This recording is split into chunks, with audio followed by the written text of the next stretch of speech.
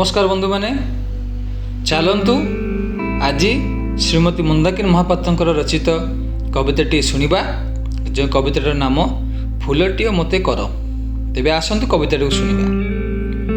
फूलटीए मते करदियो प्रभु तो सेबारे मु लागिबी, दीपटीए मते करदियो प्रभु तो पाखरे जलुथिबी, तो पाखरे जलुथिबी।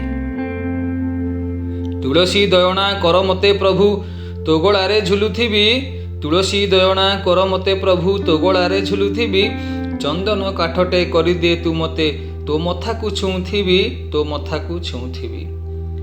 पाट पीताम्बरी करदे तू मते तो देहे शोभा पाइबी, पाट पीताम्बरी करदे तू मते तो देहे शोभा पाइबी। अभड़ा कुड़ुआ करदे तू मते तो पाखे भोग लागिबी, अभड़ा कुड़ुआ करदे तू मते तो पाखे भोग लागिबी।